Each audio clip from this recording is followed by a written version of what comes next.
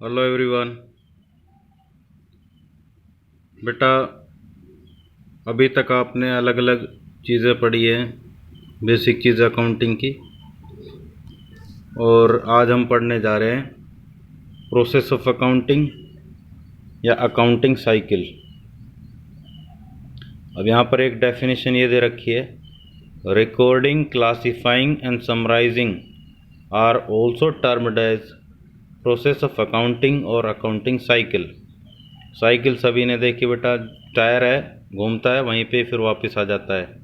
तो इसी तरह से अकाउंटिंग साइकिल भी होती है, जहाँ से स्टार्ट होती है वहीं पे आ जाती है। एक सबसे बड़ी बात क्या है बेटा कि जो अकाउंटिंग पीरियड है हमारा, अकाउंटिंग ईयर 1 अप्रैल को स्टार्ट होता है और 31 मार्च को उसका एंड होता है। तो ये वही प्रोसेस है कि पूरे साल के दौरान क्या क्या होता है और किस किस तरह से हम अकाउंट्स को मेंटेन करते हैं, अलग अलग ट्रांजैक्शंस को रिकॉर्ड करते हैं, किस तरह से हम प्रॉफिट लॉस निकालते हैं और किस तरह से हम अपने बिजनेस की फाइनेंशियल कंडीशन को बताते हैं कि हमारा बिजनेस फाइनेंशियली स्ट्रॉन्ग है या वीक है। तो आइए देख लेते हैं अकाउंटिंग साइकिल या प्रोसेस ऑफ अकाउंटिंग। बेटा, सबसे पहले होती है ट्रांजैक्शन। ट्रांजैक्शन का मतलब होता है लेन देन। कुछ भी आपने माल खरीदा है, बेचा है, किसी को उधार दिया है, किसी से उधार लिया है, किसी को पेमेंट की है, किसी से पेमेंट रिसीव की है,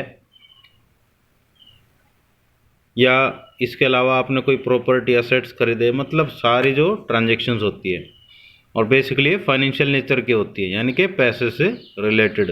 वो आप फीचर्स में भी पढ़ चुके हैं।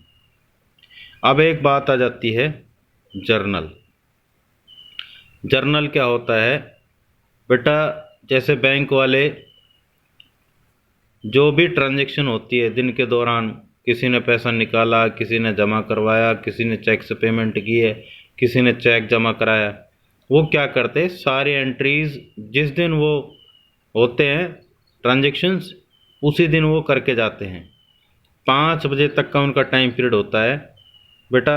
4 बजे ही वो शटर बंद कर लेते हैं, लॉक नहीं लगाते, बंद कर लेते हैं। और 4 बजे तक अगर किसी ने एंटर कर लिया तो उसका काम हो जाएगा, अदरवाइज क्या है, वो अगले दिन ही आओ। यानी कि 4 बजे से पहले जो एंटर हो गया तो उसका काम होगा 100% 5 बजे तक। और वो 5 बजे तक या 6 बजे तक, डिपेंड करता है उनके ऊपर भी, वो सारा काम निपटा के जाते हैं। तो रोज़ की रोज़ एंट्री करना, ठीक है, वो उनकी डेली प्रोसेस है। वो पीछे का काम नहीं छोड़ के जाते, क्योंकि पैसे का लेना देना है। इसी तरह से बिजनेस में एक जर्नल होती है। अब इसको हिंदी में क्या बोलते हैं? रोज नाम चा। अलग अलग करके बोल रहा हूँ, वैसे तो रोज नाम चा है, रोज नाम चा।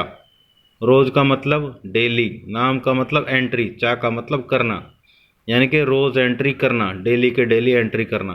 तो वो कहाँ होगी? जर्नल में। अभी आपको सिर्फ ब्रीफ बता रहा हूँ, जो फुल प्रोसेस है और एक एक ट्रांजैक्शन और एंट्री, वो सारी चीज़ें मैं आपको बताऊंगा। और बेसिकली आप ये भी जानते हो, there are 3 types of accounts: personal account, real account, nominal account.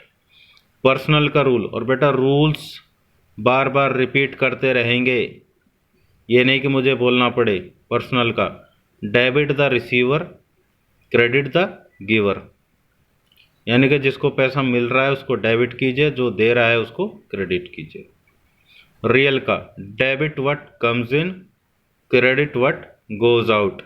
आने वाली चीज़ को डेबिट कीजिए और जाने वाली चीज़ को क्रेडिट कीजिए। इसमें सारे आपके जो प्रॉपर्टीज़, असेट्स हैं, कैश और कैश इक्विवेलेंट, यानी कि कैश तो आप क्लियर समझ गए, लेकिन कैश इक्विवेलेंट का मतलब है जिसको आप बहुत फास्टली कैश में कन्वर्ट कर सकते हो।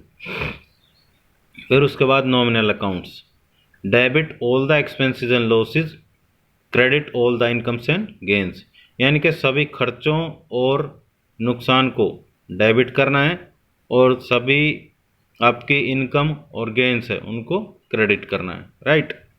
तो जर्नल में उसी बेस पर एंट्री करते हैं।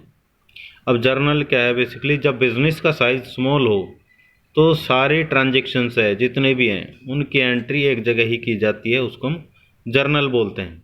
लेकिन जब बिजनेस का साइज लार्ज हो जाता है तो क्या करते हैं, ट्रांजेक्शन्स बढ़ जाएंगी तो हम क्या करते हैं, जो सिमिलर नेचर की जो ट्रांजेक्शन्स हैं उनको एक जगह रख देते हैं, यानी कि हर एक के लिए बुक अलग अलग रख देते हैं। ये सब्सिडरी बुक्स होती हैं। सब्सिडरी बुक, सबसे पहला कैश बुक, नाम ही इसको डिनोट कर रहा है, कैश बुक, यानी कि इसमें सिर्फ कैश से रिलेटेड एंट्री होगी, ओनली कैश रिलेटेड एंट्री। चाहे आप कैश रिसीव कर रहे हो, चाहे कैश की पेमेंट कर रहे हो, चाहे आप कैश में माल खरीद रहे हो, चाहे कैश में माल बेच रहे हो, चाहे किसी को भाई कोई पेमेंट दी है क्या, चाहे किसी से पेमेंट ली है, ठीक है, कैसे भी लगा लो, cash cash cash, only cash, cash book. फिर है परचेज बुक। परचेज बुक का मतलब होता है, परचेज का मतलब खरीदना, यानी कि यहाँ पर माल खरीदा जा रहा है। और गुड्स को समझ लेना बेटा, गुड्स और असेट्स में डिफरेंस होता है। सामान क्या होता है, गुड्स, जिस चीज़ का आप बिजनेस कर रहे हो वही आपके लिए गुड्स है। जैसे मान लो आपका फर्नीचर का काम है, यानी कि चेयर टेबल सोफ़ा सेट इस तरह के आइटम हैं, उनको बेचने खरीदने का काम है, तो वो आपके गुड्स कहलाएंगे। ठीक है, आप दिल्ली से चेयर्स परचेज करके लाते हो जितने में भी, यहाँ पर लाकर ज़्यादा में बेचते हो, ठीक है, ये बेचने खरीदने का काम है, ये आपका क्या है, गुड्स, ये आपके गुड्स कहलाएंगे, आपका सामान कहलाएंगे। लेकिन अगर आप बेटा उस चीज़ को बेचते नहीं हो, सेम चीज़ गुड्स भी हो सकती है और असेट्स भी हो सकती है। मान लो बेटा चेयर्स आप खरीद के लाए दिल्ली से, बढ़िया चेयर्स हैं, आपने अपने शोरूम पे वो 100 पीस के लिए रख दी, मतलब बेचने के लिए नहीं रखी, बेच भी सकते हैं कोई दिक्कत नहीं, बेचने के लिए नहीं रखी, मतलब वो दिखाने के लिए रखी है, कस्टमर्स आते हैं चेक करके देखते हैं कैसा कंफर्ट है, क्या है क्या नहीं है, तो वो आपका गुड्स नहीं कहलाएगा, वो असेट्स कहलाएंगे, क्योंकि वो आपने बेचने के लिए नहीं रखे हुए। अगर आप उसको बेचते हो तो ही वो गुड्स कहलाएगा, अदरवाइज क्या है, वो असेट्स कहलाएगा। तो परचेज बुक में परचेज का मतलब खरीदना। अब बेटा यहाँ पर जब हम उधार माल खरीदते हैं, क्योंकि बिजनेस में उधार माल खरीदा भी जाता है और बेचा भी जाता है, जब हम उधार माल खरीदते हैं तो परचेज बुक में शो होगा।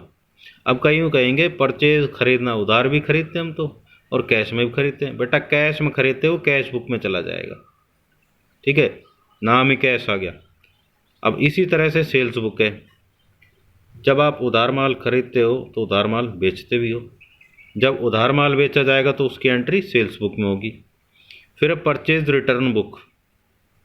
परचेज रिटर्न बुक, खरीदा फिर वापस किया, यानी कि जब उधार खरीदा हुआ माल वापस किया जाता है तो उसकी परचेज रिटर्न बुक में एंट्री होगी। फिर है सेल्स रिटर्न बुक, यानी कि बेचा हुआ माल जब वापस आए उसकी एंट्री यहाँ पर। बिल्स रिसीवेबल बुक और बिल्स पेबल बुक, ये बेटा वो दो बुक होती हैं जब उधार माल बेचा जाता है और वहाँ पर विश्वास की जैसे बात के लिए या गारंटी के लिए एक डॉक्यूमेंट लिया जाता है, जो रिसीव करेगा उसके लिए वो बिल्स रिसीवेबल है।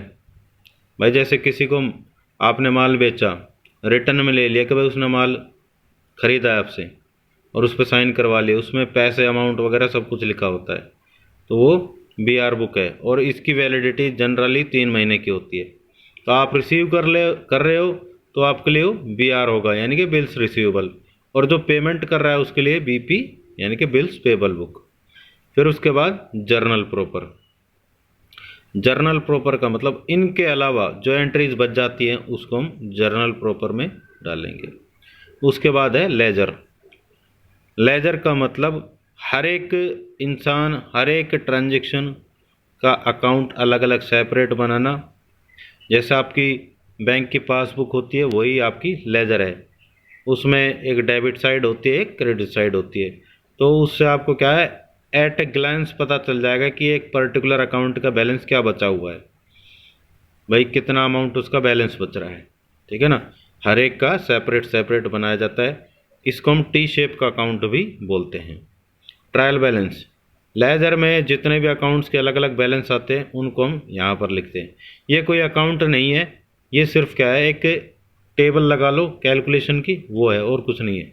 ये सिर्फ ये बताने के लिए किस अकाउंट का क्या बैलेंस है। उसके आगे हम trading and profit and loss account बनाते हैं। ट्रेडिंग अकाउंट से या तो ग्रोस प्रॉफिट निकलेगा या ग्रोस लॉस, और प्रॉफिट एंड लॉस अकाउंट से नेट प्रॉफिट और नेट लॉस। और बैलेंस शीट बताती है फाइनेंशियल कंडीशन, कि एक बिजनेस की फाइनेंशियल कंडीशन कैसी है, क्या उसके पास इतने एसेट्स और प्रॉपर्टी है या कैश है, ताकि वो अपनी जो लाइबिलिटीज़ है, अपना कर्जा चुका सके। तो बेटा ये एक सिंपल सी प्रोसेस बताइए। इसको डीप में हम एक अलग अलग ट्रांजेक्शन्स लेके, प्रैक्टिकल ट्रांजेक्शन्स लेके जब हम करके देखेंगे तो ये वापस फिर ट्रांजेक्शन, फिर जर्नल, ये चलता रहेगा। ये साइकिल चलती रहती है। हर साल 1 अप्रैल को अकाउंट्स ओपन होते हैं और 31 मार्च को अकाउंट्स बंद होते हैं। तो बेटा ये एक सिंपल सी प्रोसेस थी। आई होप आप समझ गए होगे। Okay bye, take care.